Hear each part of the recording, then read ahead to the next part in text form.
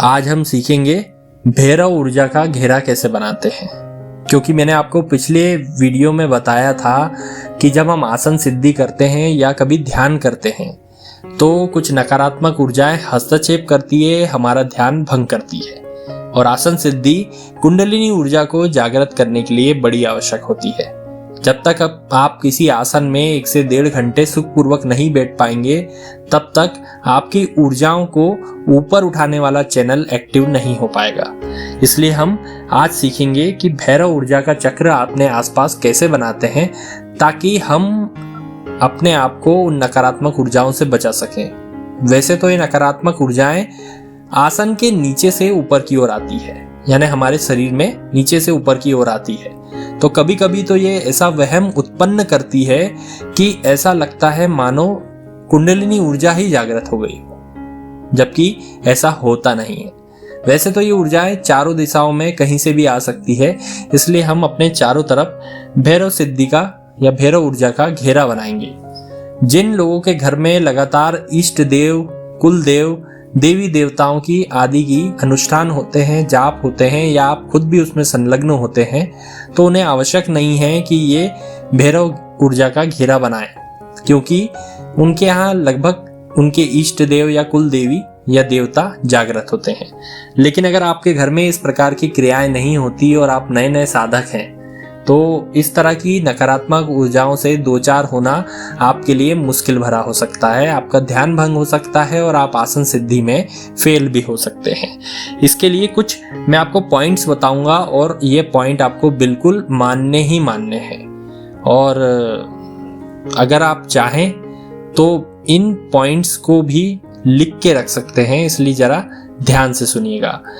Last में मैं आपको बताऊंगा कि भैरव ऊर्जा चक्र कैसे बनाना है। सबसे पहले कुछ स्टेप्स हैं जिसमें आपको शुद्ध होना भी जरूरी है। जैसे मैंने पहले भी कहा कि अगर कोई बाहर से आता है या आप स्वयं आते हैं तो उस कमरे में बिल्कुल ना जाए जिस कमरे में ध्यान करना है।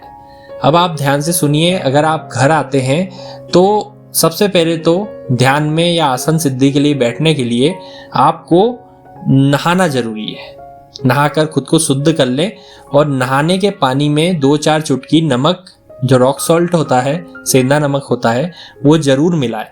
उससे आपकी ऊर्जा जो है, आपकी ऑरा जो है वो क्लीन हो जाएगी।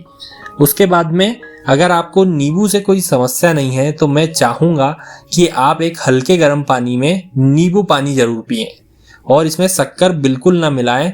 1 आध चुटकी नमक चाहें तो मिला सकते हैं। मैं आपको नींबू के बारे में इसलिए बता रहा हूं क्योंकि हम जितने भी चीजें खाते हैं वे सभी धनात्मक ऊर्जा से युक्त होती है। नींबू का फल ऋणात्मक ऊर्जा से युक्त होता है और हमारा शरीर जो एक ऊर्जा का केंद्र है, जो ऊर्जा बना भी सकता है, इसमें ऊर्जा संचालित भी हो सकती है, यह बैटरी की तरह होता है। इसमें धनात्मक और ऋणात्मक दोनों का संतुलन आवश्यक होता है। अगर आपको नींबू से कोई समस्या नहीं है तो नींबू का उपयोग जरूर करें। और आपने भले ही गर्म पानी से नहाया हो या ठंडे पानी से, आप कनपटी और आंखों पर कुछ समय तक ठंडे पानी के छींटे जरूर मारें और उसे पोंछ लें, क्योंकि ये मानसिक संतुलन बैठाने के लिए बहुत जरूरी होता है। आइए अब हम सुनते हैं कि कैसे हम भैरव चक्र या भैरव ऊर्जा का घेरा अपने आसपास बनाएं। सबसे पहले तो अगर आपके घर में इष्ट देव, कुल देव और कुल देवी आदि का पूजा होती है तो भी उनका ध्यान जरूर करें और उसके पहले गणेश जी का नाम लेकर इसे आरंभ करें। अब एक शुद्ध घी का दिया लें और एक सरसों के तेल का दिया लें। सबसे पहले शुद्ध घी का जो आपका दीपक है उसे अपने सीधे हाथ की तरफ यानी दाएं हाथ की तरफ रखें और सरसों का जो तेल का दीपक है उसे जलाकर अपने बाएं हाथ की ओर रख लें। अब अपने आंखें बंद करें और अपने हाथ में गंगा जल ले लें। अब अपने कुल भैरव का ध्यान करें। अगर आपको अपनी कुल देवी पता है तो उनके भैरव का नाम आपको बहुत आसानी से पता चल जाएगा। लेकिन अगर आप कुल देवी नहीं जानते हैं या फिर आपको अपने कुल भैरव का नाम नहीं मिल रहा है तो आप काल भैरव का नाम ले सकते हैं, उनके स्वरूप का स्मरण कर सकते हैं। अब आपको भैरव जी के स्वरूप का स्मरण करना है। जो उनका स्वरूप है वह कुत्ते के ऊपर बैठे हुए हैं, विराजे हुए हैं। उनके हाथ में त्रिशूल है और एक हाथ में ब्रह्मा जी का कपाल है और अन्य हाथों में अन्य सामग्रियां जो भी आप सोचते हैं या आपने कभी देखी हो जो आसानी से आपके मन मस्तिष्क में बैठ जाए, वो देखें। उनका स्वरूप बड़ा विकराल है और वह सामने की ओर अभय मुद्रा में स्थापित है। अब उनसे प्रार्थना करें, उनसे रक्षा का आह्वान करें। आपको 3 बार अपनी मातृभाषा में ही उनसे वार्तालाप करना है, संवाद करना है कि हे भैरव देव, आप संसार को भयमुक्त करते हैं।